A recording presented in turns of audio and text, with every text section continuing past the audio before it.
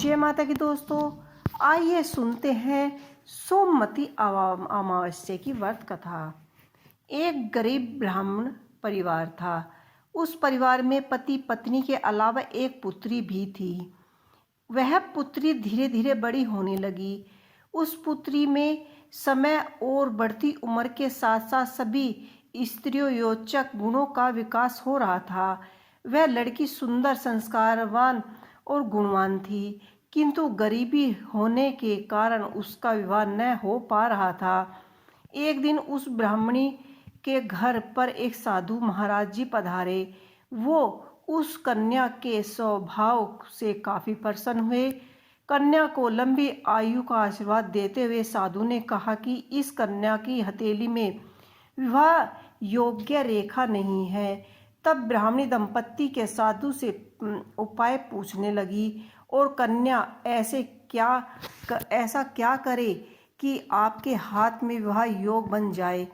साधु ने कुछ देर विचार करने के बाद अपनी अंतर्दृष्टि दृष्टि से देखा कि विवाह योग्य बन जाएगा। साधु ने कुछ देर विचार करने के बाद अपनी अंतर्दृष्टि से ध्यान करके बताया कि कुछ दूरी पर एक गांव में सोना नाम की धोबन जाति की एक महिला अपनी बेटा बहू के साथ रहती है, जो बहुत ही आचार विचार और संस्कार संपन्न तथा पति परायण है। यदि यह कन्या आपकी सेवा करेगी और वह महिला आपकी शादी में अपने मांग का सिंदूर लगा दे, उसके बाद इस कन्या विवाह हो जाएगा और इस कन्या का वैधव्य योग मिट जाएगा। यदि यह कन्या उसकी सेवा करेगी और वह महिला अपनी शादी में अपनी मांग का सिंदूर लगा देगी तो उसके बाद इस कन्या का विवाह हो तो इस कन्या का वैधव्य मिट जाएगा। यह बात सुनकर ब्राह्मणी ने अपनी बेटी से धोबिन के सेवा करने की बात कही। अगले दिन कन्या प्रातःकाल ही उठकर सोना धोबन के घर जाकर साफ सफाई और अन्य सारा काम करके घर वापस आ जाती है। एक दिन सोना धोबन अपनी बहू से पूछती है कि तुम तो सुबह को ही उठकर सारा काम कर लेती हो और पता भी नहीं चलता। बहू ने कहा, माँ जी, मैंने तो सोचा आप ही सुबह उठकर सारा काम खुद ही खत्म कर देती हो। मैं तो देर से ही उठती हूँ। इस पर दोनों सासू बहू निगरानी रखने लगी कि कौन है जो सुबह सुबह घर का सारा काम कर कर चला जाता है। कई दिनों के बाद धोबन ने देखा कि एक कन्या मुंह अंधेरे घर में आती है और सारा काम करके चली जाती है। जब वह आ जाने लगी तो सोना धोबन ने उसके पैरों पर गिर पड़ी। पूछने लगी कि आप कौन है और इस तरह से छुपकर मेरे घर में की चाकरी क्यों कर रही है। तब कन्या ने साधु द्वारा कई सारी बातें बताई। सोना धोबन पति परायण भी उनमें तेज था। वह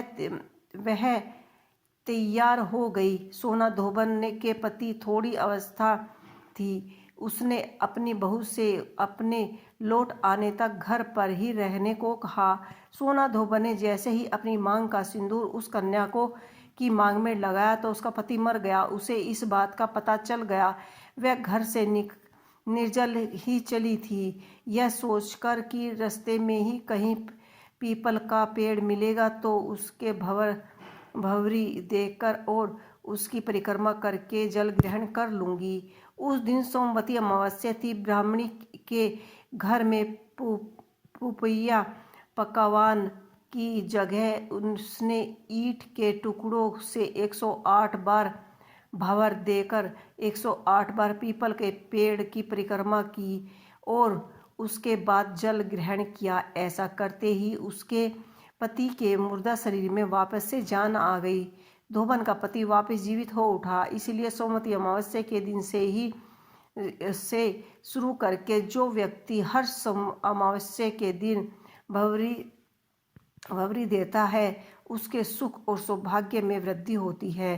पीपल के पेड़ में सभी देवी देवता वास करते हैं, अतः जो व्यक्ति हर अमावस्या को न अमावस्या को न कर सके, वह सोमवार को पड़ने वाली अमावस्या के दिन 108 वस्तुओं की भवरी देकर सोना, धोबन और गौरी गणेश पूजन करता है, उसे अखंड सौभाग्य की प्राप्ति होती है। ऐसे प्रचलित परंपरा है कि पहले सोमवती अमावस्या के दिन धान, पान, हल्दी, सिंदूर और सुपारी की भवरी दे दी जाती है। उसके बाद ही सोमवती अमावस्या को अपने सामर्थ्य के हिसाब से फल, मिठाई, सुहाग सामग्री, खाने की सामग्री इत्यादि की भवरी दी जाती है और भवरी पर चढ़ाया गया सामान किसी सपुत्र, ब्राह्मण, नंदा या भोजन को दिया जाता है। तो ये थी सोमवती अमावस्या की व्रत कथा।